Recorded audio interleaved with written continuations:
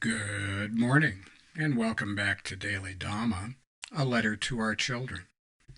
Today is November 15th, and our reading is Hogs of War. Cry havoc, and let slip the hogs of war. And that's with apologies to William Shakespeare, Julius Caesar, Act 3, Scene 1.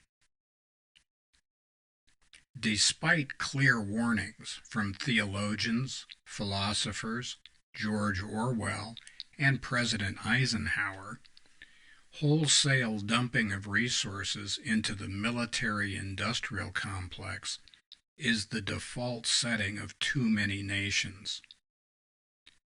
Countries aren't the only entities who burn themselves to the waterline over delusions.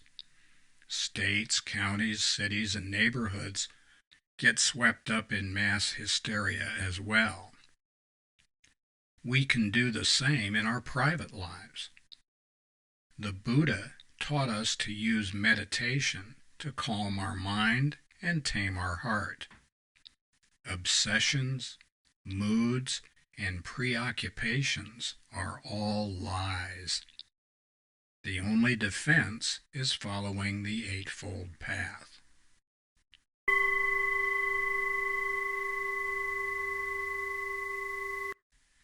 There's a big difference between personal self-defense, defending your family or your neighborhood, your people, groups who seek self-determination. These are things that are understandable and that will often result in war, violence, death, all kinds of stuff like that. There's a difference between that and the hogs of war. There is a huge industry that is devoted to selling more crap. And, we used to talk about, I guess some people still do, about just war theory. And there are two aspects of that.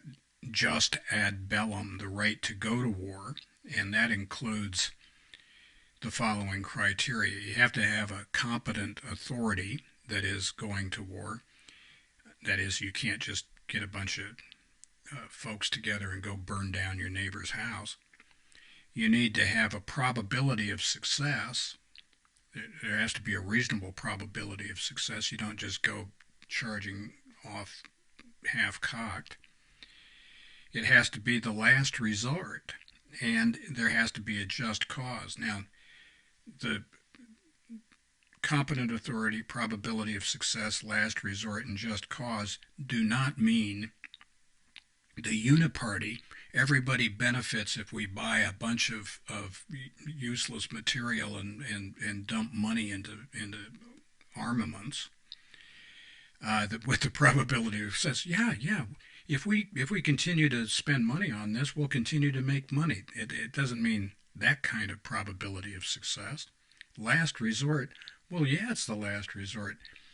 If we don't have a war or a war industry, then we can't stay in control, and then where will we be? And it doesn't mean that. And for the just cause, yeah, it's just if we say we need more sun hats for our racehorses. How are we supposed to get money if it's not by shaking down the whole society? So that stuff is not good. The other part is just jus in bello, which is the right to is right conduct in war, and there's a whole thing about proportionality and military necessity and not using evil means and stuff like that. But these things are easily brushed aside by the so-called competent authorities that run these things. This reminds us of the Peace of Westphalia in 1648. Some people of great wisdom said, you know what?